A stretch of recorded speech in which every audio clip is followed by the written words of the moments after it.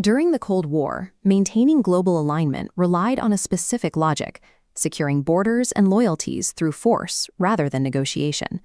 Superpowers utilized covert operations to avoid the legal and reputational costs of outright war. The objective was plausible deniability, achieving geopolitical aims without bearing direct attribution. The prime targets were leaders like Iran's Mohammad Mossadegh, whose domestic policies threatened to disrupt the prevailing global balance of power. The operating assumption was straightforward: remove a problematic leader, install an ally, and secure a compliant client state.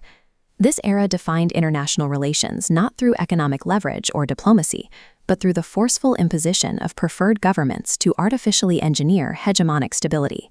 This chart shows Lindsay O'Rourke's dataset, mapping U.S.-backed covert regime change attempts globally between 1947 and 1989.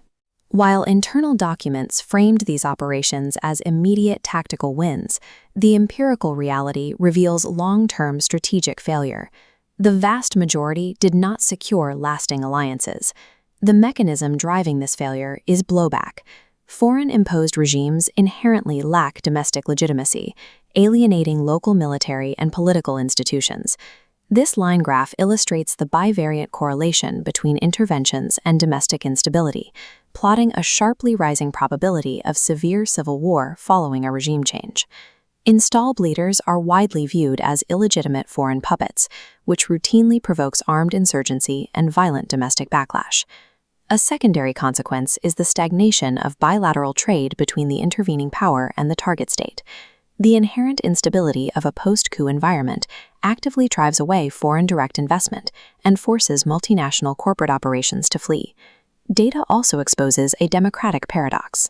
Interventions launched under the stated goal of safeguarding democracy empirically result in reduced democratic participation and weaker internal security. Eventually, a principal-agent dynamic takes hold.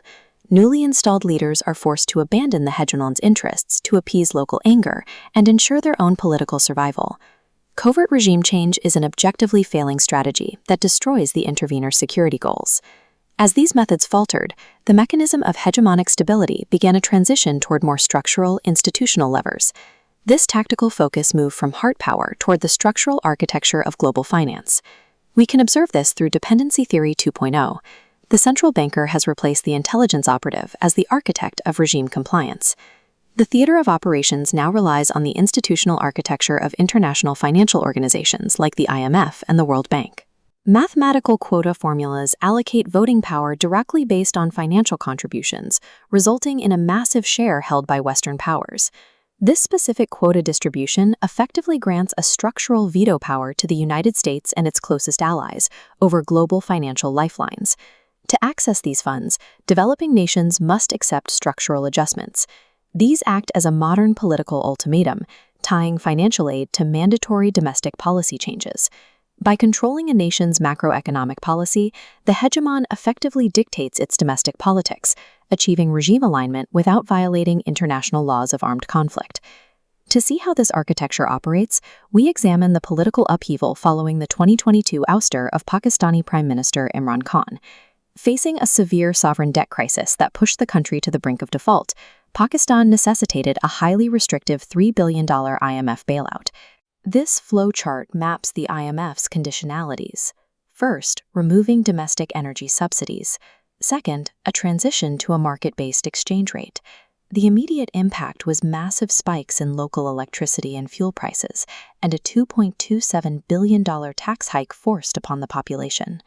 These externally forced economic hardships caused widespread civil unrest and deep political fracturing across the country.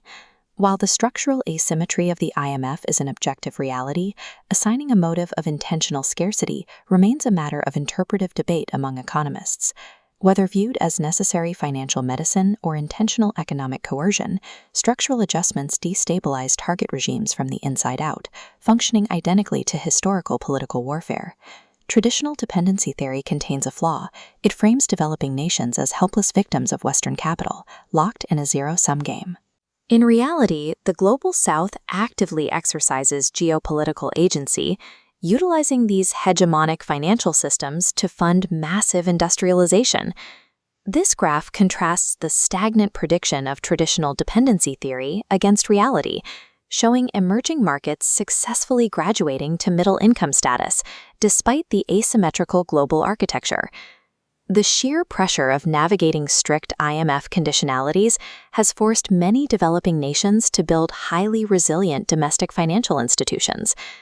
The global financial system functions as a competitive environment where emerging powers learn to navigate and exploit structural realities.